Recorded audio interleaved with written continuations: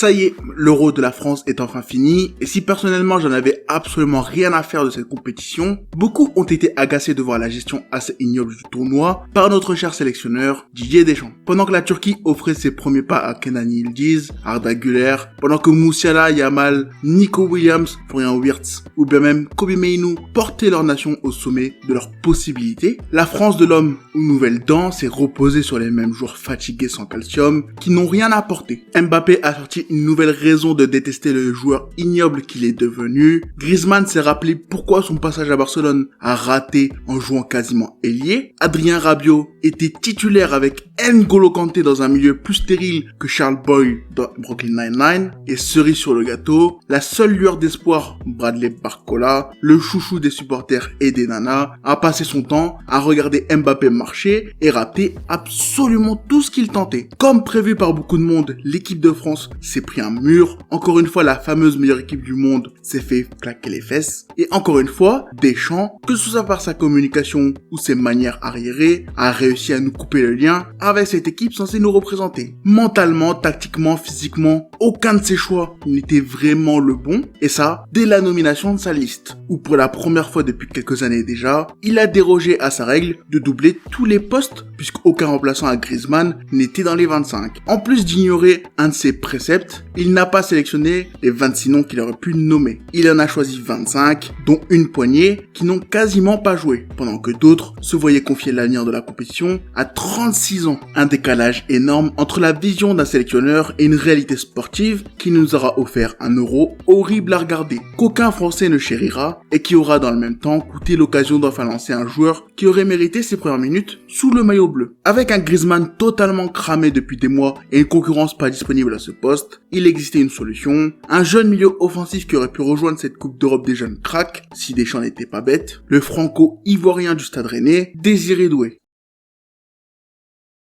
Membre de la génération 2005, il est un pur produit de la formation rennaise et a grandi aux côtés de nombreux talents du club, notamment Mathys Tel, avec qui il a partagé beaucoup de moments, que ce soit en club ou en sélection de jeunes. Joueur polyvalent, capable de performer dans un milieu à 3, en tant que 10 ou même sur une aile, il se distingue par sa grande qualité technique, sa gestion des duels et sa capacité d'élimination. Créateur de danger, il est excellent pour porter ballon avant de commencer à créer une action, que ce soit en éliminant son vis-à-vis ou en tentant de lancer une combinaison pour récupérer le ballon dans une meilleure zone. Balle au pied, il est impossible à déposséder. Il garde le ballon proche de lui avec ses foulées rapides. Il a la force nécessaire pour résister à beaucoup de duels. Rares sont les adversaires capables de s'imposer dans un duel avec lui. Et il a un flair exceptionnel pour sentir quand changer de rythme ou la direction afin de déposer son adversaire. Dans la surface, il reste lucide, capable d'analyser la situation pour caler une passe intéressante ou exploiter sa qualité de finition. Ambidextre, il peut tirer, lâcher des grosses frappes des deux pieds, ce qui lui permet de garder un côté imprévisible lorsqu'il arme. Des qualités dignes d'un joueur de futsal dans les petits espaces, couplées à une bonne frappe et une très bonne exploitation des espaces, notamment sur le côté gauche, où il sait faire en sorte de se retrouver en 1v1 pour maximiser ses chances. Sans ballon, il fait les efforts, parfois un peu trop même, mais c'est une bonne chose. Il n'hésite pas à intervenir, à aller chercher le ballon dans les pieds, ce qui lui permet de rapidement lancer des contres lorsqu'il réussit. Un joueur fin techniquement, avec un physique impressionnant, une facilité pour créer le danger par le dribble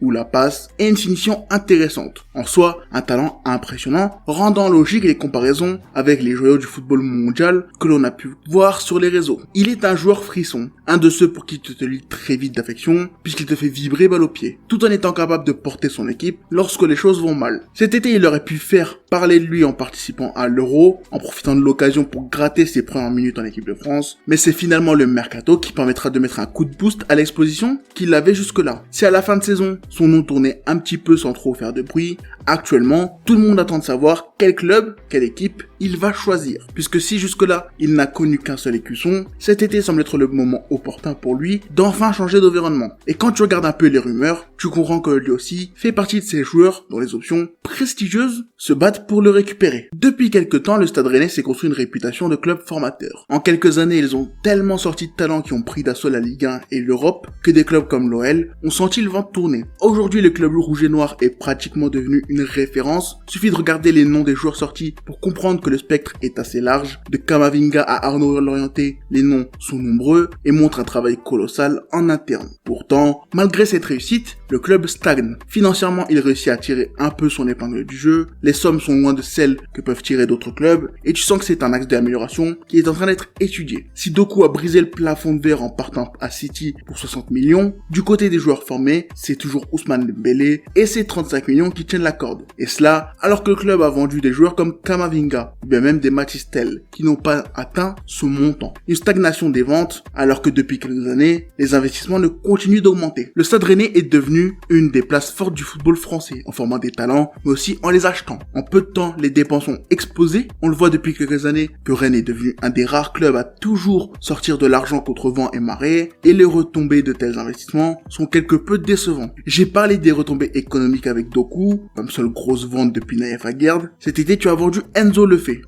à peine plus que ce que tu l'as payé par exemple. Mais surtout, les retombées économiques limitées ne sont pas encaissées par un appui financier secondaire, comme par exemple des qualifications en Ligue des Champions. Et cela, c'est pour moi le plus grand problème du Stade Rennais. Malgré tous les investissements, malgré tous les achats de joueurs à des prix que peu de clubs peuvent réaliser, chaque année la hype est présente, chaque année tout le monde croit que l'équipe construite va permettre d'enfin atteindre quelque chose qui repoussera les limites du club, mais jamais l'objectif n'était atteint. Cette saison, dans une des années les plus faibles en termes de compétitivité, les hommes de Genesio ont encore déçu, rares sont ceux qui ont véritablement progressé, rares sont ceux qui ont tenu leur rang, et au final, le projet de base s'est écroulé. Pour cette nouvelle saison, Julien Stéphan, reconnu pour ses capacités de formateur, est de retour à son poste. Massara de l'AC Milan prend la place du Lyonnais en tant que directeur sportif, et l'équipe est de nouveau remaniée. Dans un monde logique, Désiré Doué aurait dû être la clé de la nouvelle mise en place rennaise. La saison dernière, c'est notamment grâce à sa montée en puissance, grâce à sa patte créatrice sortie de nulle part, que le club n'a pas totalement coulé dans le fond du classement. Avec certains joueurs léthargiques comme Amine Gouiri et autres, il était l'étincelle qui pouvait changer le cours d'un match. Et pour repartir de plus belle, il serait logique selon moi de construire autour de lui. Ces dernières années, tu as beaucoup dépensé, c'est vrai, mais tu l'as mal fait. Que ce soit en termes de profil, de timing, de choix de plan B, lorsque ta première cible n'était pas disponible, tu as commis beaucoup d'erreurs. L'équipe s'en est retrouvée déséquilibrée avec un manque de talent dans le secteur défensif, un surplus de talent plus haut sur le terrain, et donc des jeunes qui ont compris que leur place n'était pas possible à se faire dans cette situation. En plus d'avoir perdu pas mal de talent en cours de route, pour pas mal de raisons différentes, tu es en train de petit à petit régresser, redevenir un club de losers que tu étais, et au lieu d'avoir un sursaut d'orgueil, j'ai l'impression que les mêmes erreurs sont commises. Aujourd'hui, ton équipe n'est pas du tout prête pour la nouvelle saison. Tu as encore de nombreux chantiers, tu dois absolument dégraisser ton effectif, réussir à enfin stabiliser et créer un groupe capable de surpasser les attentes. Mais encore une fois, tu as pris du retard. De ce que je sais, les premières recrues viennent à peine d'arriver. Ce sera intéressant de connaître leur profil, et surtout ce sera vraiment intéressant de voir comment Stéphan va développer un groupe un peu trop léthargique. Mais surtout, ce changement de stratégie lié à la nomination de l'Italien Massara, alors qu'une exode prend place, et donc que les titulaires indiscutables, les cadres de ton effectif sont sur le départ, la situation de Rennes se retrouve d'un côté sacrément intéressante à analyser. Les Bourigeaud, Doué et Terrier, qui t'ont tant porté haut les années précédentes, sont sur le départ, ce qui signifie des arrivées qui pourront les remplacer. De l'autre côté, tu sais que l'équipe est en danger si les bons choix ne sont pas faits, surtout quand tu vois les autres équipes mettre les bouchées doubles après cette saison infâme, et dans une saison assez compliquée en termes de droits de TV. Le dossier Rennais devient donc un des dossiers prioritaires du mercato à suivre, et tu peux être certain qu'on en reparlera prochainement. Du côté de Désiré Doué, la situation est donc délicate. Son contrat prenant fin en 2026, une vente cette année serait plus que logique. Tottenham voudrait renforcer son attaque avec un profil qui correspond parfaitement au jeu de Postecoglou. Si sur longue distance, il n'a pas la vitesse similaire aux coureurs de fond jouant habituellement au poste, sa capacité d'élimination rappellera à l'Australien un certain Portugais qu'il a connu au Celtic. Tottenham a clairement besoin de son profil, de sa polyvalence, pour couvrir l'aile, tout en étant capable de gérer l'absence de Maddison en cas de pépin. Ce qui fait qu'il pourrait déjà s'imposer dans l'équipe comme une solution dans le 11, tout en ayant des concurrents solides comme Hugminson pour le pousser. Une solution bien plus intéressante que l'autre club de Londres. Chelsea voudrait continuer de pister tous les jeunes tel un prédateur et aurait posé son regard depuis sa camionnette sur le jeune français, avec une concurrence assez fine comprenant seulement Raheem Sterling, Mudryk, Angelo, Cole Palmer, Diego Moreira, Nicolas Jackson et Madueke. Les chances de le voir s'imposer sont hautes, mais bon, ce n'est pas vraiment l'idéal en termes de projet, je trouve. Un autre projet intéressant maintenant serait de relancer un champion endormi aux côtés d'une équipe de crack, comme par exemple le Bayern Munich en Allemagne. L'équipe de compagnie est en train de créer un groupe capable de répondre aux défis lancés par Xabi Alonso et son effectif dans un championnat qui conviendrait parfaitement aux Français. Avec des ailiers souvent blessés ou sur courant alternatif, Désiré Doué pourrait former un trio succulent aux côtés de Jamal Musiala et surtout son coéquipier en équipe de France olympique, Michael Olise. Là encore, sa polyvalence lui offrirait pas mal d'opportunités. La masse de Français, c'est les champions historiques du championnat, faciliterait son acclimatation, mais au vu de la dernière saison, les attentes seront grandes. Une pression sera sur ses épaules, une pression supplémentaire à son gros transfert, puisque les suiveurs voudront revoir leur club sur le trône du championnat. Cela représente un défi